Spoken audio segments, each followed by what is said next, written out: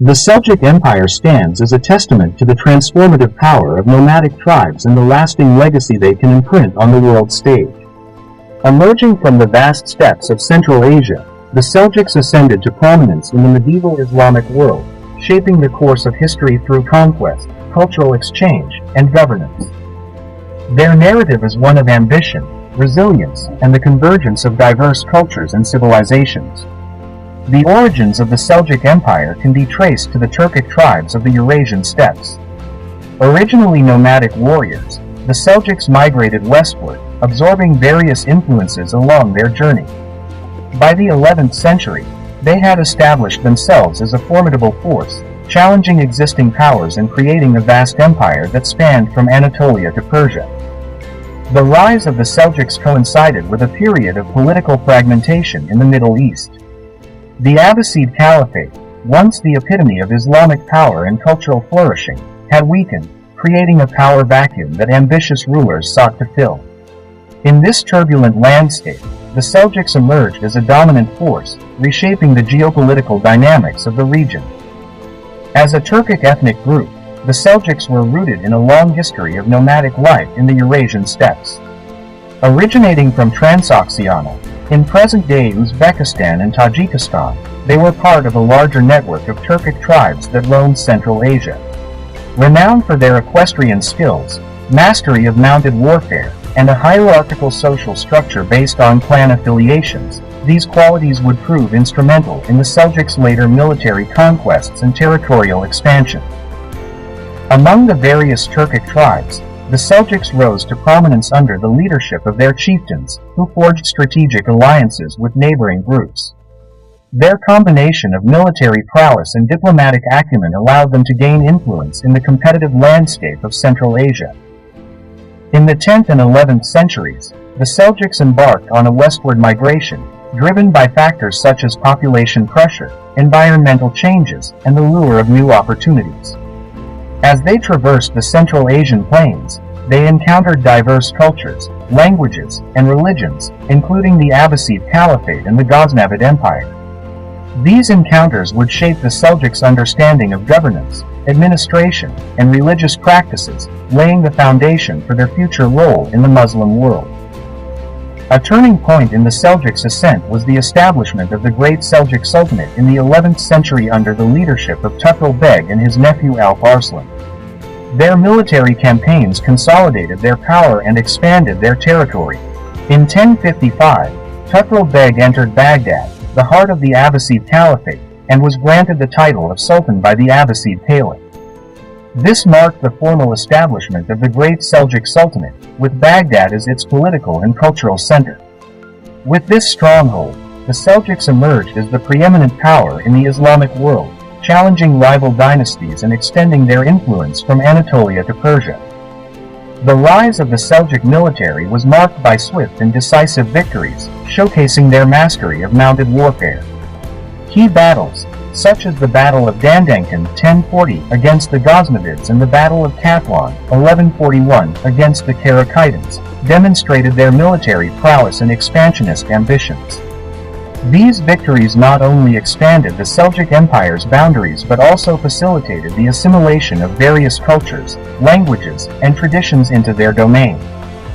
Among the Seljuks' most significant military achievements was their conquest of Persia. Under Tukrul Beg and Chagri Beg, they swiftly overran the weakened Buid dynasty, establishing control over Persia by the mid-11th century. This marked a turning point in the region's political landscape. Persian administrative practices were integrated into Seljuk governance, resulting in a synthesis of Turkic and Persian elements that would characterize the empire's rule. Persia became a cultural and intellectual hub under Seljuk rule, where scholars, poets, and artists flourished, leading to a cultural renaissance that enriched the empire with Persian literature, art, and science. The Seljuk military reached its pinnacle in 1071 with the Battle of Manzikert, where Sultan Alp Arslan faced the Byzantine Emperor Romanos IV Diogenes. This confrontation proved to be a watershed moment, leading to a decisive Seljuk victory. Alp Arslan's strategic brilliance and the flexibility of the Seljuk cavalry were crucial in overcoming the Byzantine forces. The capture of Romanos IV opened the gates for further Seljuk expansion into Anatolia, setting the stage for the establishment of the Sultanate of Rum. The Seljuk Empire was rooted in Islamic law, which served as the foundation for governance.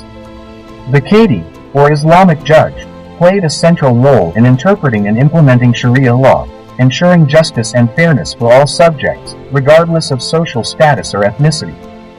The Seljuks appointed judges based on their knowledge of Islamic jurisprudence and their reputation for impartiality, contributing to the development of legal theory within the empire. Administratively, the Seljuks implemented policies aimed at promoting stability, economic growth, and the welfare of their subjects. They established a sophisticated bureaucracy composed of administrators, tax collectors, and court officials to manage the daily affairs of the empire. Investment in infrastructure, such as roads and bridges, facilitated trade and commerce across their vast territories. The Seljuks also promoted religious tolerance and cultural pluralism, allowing diverse religious and ethnic communities to coexist within their domains. This inclusivity fostered social cohesion and mutual respect among the empire's subjects. The Seljuk rulers were notable patrons of the arts, creating a climate of creativity that enriched the cultural landscape of the empire. Under their rule, literature, poetry, calligraphy, music, and the decorative arts flourished. One of the most influential figures during the Seljuk era was Nizam al-Mulk, a key vizier who played a crucial role in shaping Islamic education and governance within the empire. His legacy remains a defining aspect of the Seljuks' lasting impact on Islamic civilization. Nizam al-Mulk Tusi, born in 1018 CE and died 1092, served as a prominent minister of the Seljuk Empire for the last 30 years of his life. Renowned for his scholarship and his patronage of arts and sciences, he is best known as the founder of the prestigious Nizamiyyah University. Nizam al-Mulk lived in a period marked by the decline of the Abbasid Caliphate, which had gradually transformed over 3 centuries from a democratic system into an autocratic one, and eventually became a puppet institution controlled by more powerful rulers. During this time, the Ghaznavid Empire and the Bulayhid Kingdom fell, while the Seljuk dynasty rose to power following their victory over the Ghaznavids 1040 CE. This era saw profound changes in social and political institutions, particularly in the regions where Nizam al-Mulk was active. The revival of Persian political influence, which began in the early Abbasid period, continued under the Ghaznavids and later the Seljuks. Persian political institutions and their theoretical foundations became integrated into broader Muslim thought, a development facilitated by figures like Nizam al-Mulk, who represented Persian culture while promoting Islamic principles. The name, Nizam al-Mulk, was an honorary title bestowed by Alp Arslan, the Seljuk ruler, after appointing him as minister. His name was Abu Ali Hassan, and he came from a family of landowners in Rodkin, a village near Tus. His father served as a tax collector under the Ghaznavid governor of Khorasan. Nizam al-Mulk received his early education in Hadith and fiqh, as his father intended for him to pursue a legal career. He studied in Nishapur under Imam Muwaffaq. According to historical sources, it appears that Nizam al-Mulk attended Imam Muwaffaq's lectures later in life, following an improvement in his family's financial situation. However, this notion has sparked considerable debate among historians. After completing his studies, he traveled to Bukhara and other towns in Transoxiana, likely seeking employment. In 1049 CE, he went to Ghazna, where he became familiar with the Ghaznavid administration. After Sultan Abd al-Rashid was assassinated in 1052 CE, and political turmoil ensued, Nizam al-Mulk fled to Balkh and entered the service of Ali ibn Shaddan, the governor of the province under the Seljuk ruler Chagri Beg. The administrators sought guidance from the leading scholars of the town regarding whom to appoint as the chief minister responsible for managing the affairs of the state. The populace, being primarily warriors, lacked the necessary skills for governance.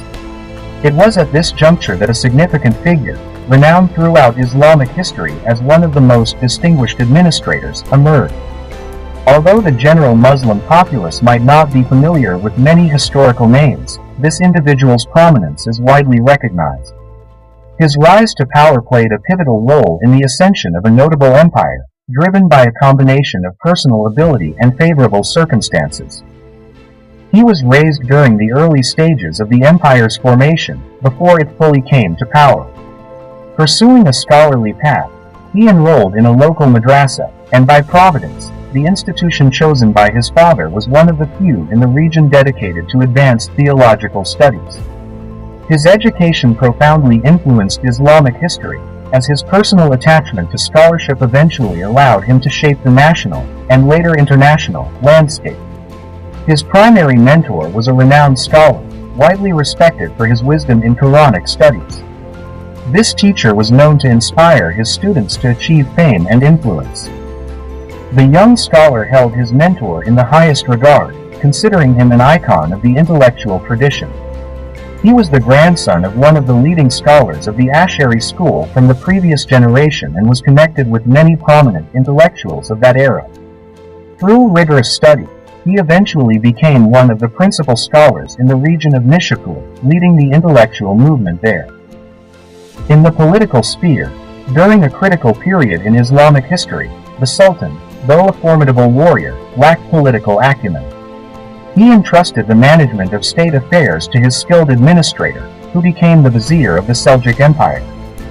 This occurred in 1059 CE, and as the empire expanded, so did his influence. By 1064 CE, he was appointed as the chief vizier of the entire Seljuk Empire, holding this position for nearly 30 years, until 1092 CE. Under his leadership, the Seljuk Empire became the dominant power in the Islamic world. This rise to prominence was facilitated by the Abbasid Caliph's invitation to the Seljuks to expel the Buid dynasty from Baghdad, marking a significant turning point in Islamic political history. During the rise of the Seljuk Empire, its leaders, notably aware of the divisions and traditionalist tensions within Islamic society, sought to reform key aspects of governance and education. The Seljuk governor of Nishapur, who later became the empire's vizier, had witnessed firsthand the persecution of scholars like Imam al-Juwayni and was sympathetic to their plight. Within a year of becoming governor, even before assuming the role of vizier, he established the first in a series of prestigious madrasas. These institutions, later named after him, were designed to revolutionize Islamic education. Although the madrasa concept was not entirely new, having existed in various forms and with different focuses, such as legal studies, Quranic memorization, and hadith studies, his contribution significantly transformed the educational system.